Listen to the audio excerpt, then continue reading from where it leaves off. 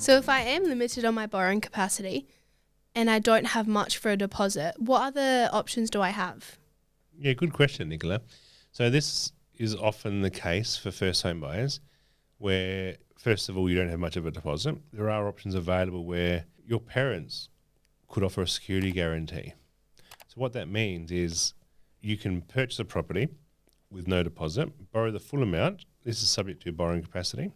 So as long as you can afford to borrow that money, which could be an investment property to start off with, which means you can use that rental income for servicing, increasing how much you can borrow. So you've got your borrowing capacity sorted out. Your parents can provide a security guarantee allowing you to borrow the full amount for that property purchase without you putting any deposit down. So you pretty much borrow 100% of the purchase price plus fees. So using a guarantor is a way that you can get into the property market with minimal or no deposit. So that's something worth really considering. And if parents are out there wanting to help their children, I would strongly suggest looking into this option because it allows them to buy a property, get into the market, give them some responsibility of making repayments on a loan, and benefit from some capital growth as well. Can I use, say, half my deposit and you as a guarantor, or does it have to be a full guarantor thing? Definitely can. So you can use all of your deposit, half a deposit, or none of your deposit if you don't want to. So it just means that you've got to borrow more money.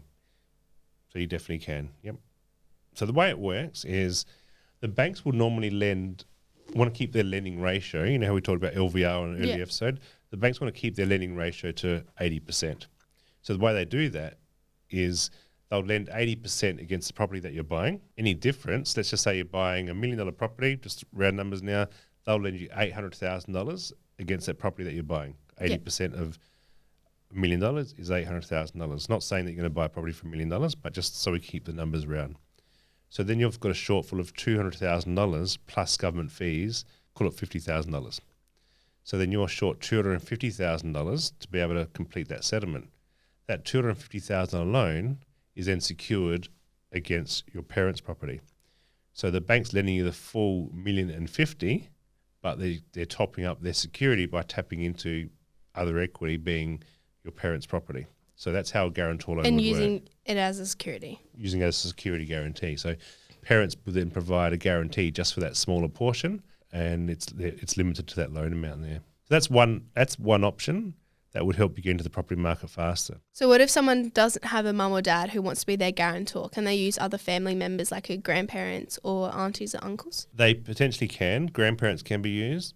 Uncles and aunties, most banks don't allow, but they can be accepted with an exception from the bank. So depending on their situation, that can be accepted. But generally, banks don't allow uncles and aunties to be guarantors. So what would be the consequence if I wasn't able to pay my loan and make my monthly or fortnightly repayments? Yeah, very good question. That's something that whoever's providing the guarantee needs to be aware of this. So the first thing would be that you would try to sell your property and sell it for more than what you paid for it. So hopefully you've held it for a few years and you can sell it, clear the debt, move on. But if you were to sell that property, let's work on that same scenario now of $1 million property.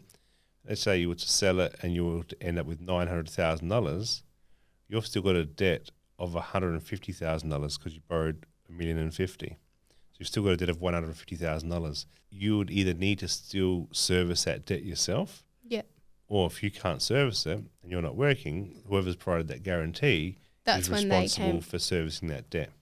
So the risk is if they were to sell that property for less than what they're borrowing, there would be a debt. That's the risk. But if you're buying it as an investment property that's being rented out, the chances are, well, hopefully the rent is covering most of that mortgage and you can afford those repayments. So what other options are there if my borrowing capacity is limited?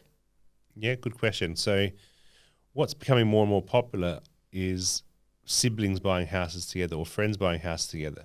What you can do is you can purchase a property with somebody else. So let's say your borrowing capacity is, and I'm not talking about someone that you're in a relationship with, so I'm talking a friend that is independent of you or a sibling that's independent of you. So let's say your borrowing capacity by yourself is $400,000 and you've got a friend whose borrowing capacity is $400,000 as well. And let's say you've got combined deposit of $100,000, $50,000 each. You could potentially buy a house, put that money together and do what's called a property share deal.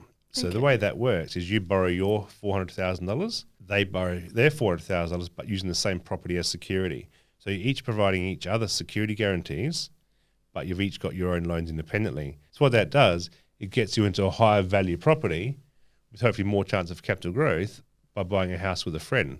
Whereas by yourself, to buy a house for $400,000, you're very limited. So Has that become more popular for it's first home becoming buyers? very popular, and we're probably doing 2 or 3 of these loans every month at the moment because it allows people to get into the property market where they couldn't have done that before. So property share is something which is very worthy of considering, and I think it will help a lot of people get into the property market because the biggest problem at the moment is borrowing capacity. With interest rates being 6 to 7%, your borrowing capacity is limited. So that's the only way they can get into the property market. Do you think that it should be an option I should take? I think it's definitely worth considering, yeah, because I know at the moment your borrowing capacity is limited, but your income will go up as you do get older. But at the moment your borrowing capacity is limited. You are saving for a deposit. So if you had a friend that wanted to buy a property and you were looking at buying a property together, you could potentially buy a house and have it as an investment. But you just always got to think about exit strategy. So exit strategy means, okay, am I going to buy this house for 3 years, 5 years, forever? Yeah. Because if, let's just say you want to get out, how do you handle that process of getting out of that property deal? So you just got to discuss that and make sure that's documented on what's the process of selling that property, or the other person want to buy you out. How do you go about that? Do you get 3 independent valuations, or do you just put it on the open market? So they're the things you got to discuss up front. Discuss it with Whoever you're the buying person I'm with. buying Yep, with. Yeah. yep. So I don't think I would buy my first property with a friend, but I might do that in the future. But I would definitely consider doing it with one of my sisters Yep, fair because enough. that might be more stable and the exit strategies might not be as hard. Yep. You've done it though, like more so when you're doing like bigger developments. Yeah, so especially on those bigger purchases where I know I couldn't do them by myself, would bring in partners and would buy that property together. So we'd each put in, call it $100,000 each, but then would also borrow equal amounts of money against that property, but allows you to get into a better property to allow us to develop that. So it might be a development where we buy a block of land to be able to build 10 townhouses, whereas by myself I couldn't do that. So by doing that deal with other people, it allows me to do that. So I'm not against borrowing with other people as long as they are the right people. So a big takeaway I got from this episode is that I don't actually need a big or any deposit to buy my first home if a guarantor is an option. Is that correct? Correct, yep. The other option is you do the property share scenario with buying a property with somebody else. But I don't know if that's the fit for me. Yeah. So, Fair enough. but I could see how that could really work for some people. Yep, that definitely does work. I hope you guys have really enjoyed this episode and I hope it gets you into the property market sooner and for less. I'm Nicola Kef and we'll see you next week.